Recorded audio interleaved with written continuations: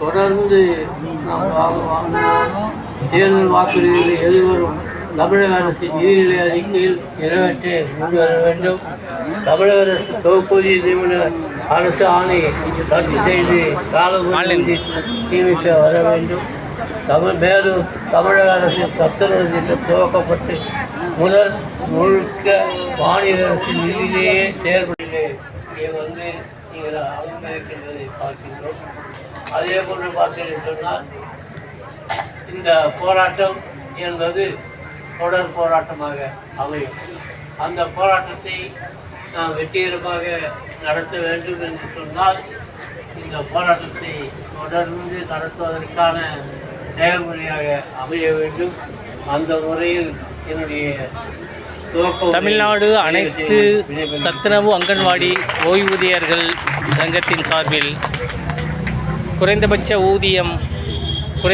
ஓய்வூதியம் ரூபாய் 7,850 மற்றும் அகவிலைப்படி வழங்கி குடும்ப ஓய்வூதியம் வழங்க வேண்டியும், மருத்துவப்படி, பண்டிகை முன்பணம், குடும்ப நிதி வழங்க வேண்டும் உள்ளிட்ட 10 அம்ச கோரிக்கைகளை வலியுறுத்தி சென்னையில் காத்திருப்பு போராட்டம் நடைபெற்று வருகிறது.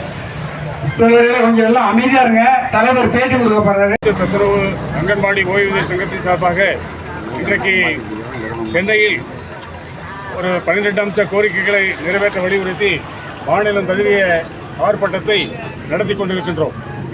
கோரிக்கைகளை பொறுத்தவரை 2021 சட்டமன்ற தேர்தலில் திமுக தேர்தல் அறிக்கையில் வரிசை எண் 313இல் சத்துணவு அங்கன்வாடி ஊழியர்களை அரசு பணியாளர்களாக்கி காலமுறை ஊதியம் வழங்கப்படும், அவர்களுக்கு குறைந்தபட்ச ஓய்வூதியமும் பணிக்கொடையும் வழங்கப்படும் என்று சொல்லி தேர்தல் வாக்குறுதியில் 2021 சட்டமன்ற தேர்தல் வாக்குறுதியில் அறிவிக்கப்பட்டிருந்தது.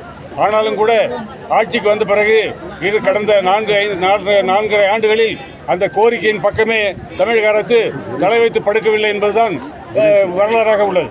2021ஆம் ஆண்டு தமிழ்நாடு அரசு ஊழியர் சங்கத்தினுடைய மாநில மாநாடு சென்னையில் நடைபெற்றது. அதேபோல் 2022ஆம் ஆண்டு ஜாக்டோ ஜியோ கூட்டமைப்பினுடைய மாநில மாநாடு சென்னையில் நடைபெற்றது. 2 மாநில மாநாடுகளிலும் தமிழ்நாடு முதலமைச்சர் வருகை தந்து அந்த கோரிக்கைகளை வலியுறுத்தி பேசுகின்ற பொழுது தமிழக அரசாங்கத்தினுடைய நிதி நிலைமை சரியான பிறகு இந்த தேர்தல் வாக்குறுதி அனைத்து கோரிக்கைகள் அனைத்தும் நிறைவேற்றப்படும் என்று சொல்லி மாநாட்டில் ஒரு வீர உரையாற்றினார். ஆனால் அந்த வீர உரை என்பது இன்று வரைக்கும் வீர உரையாகவே இருக்கிறது தவிர செயல் வடிவம் பெறவில்லை.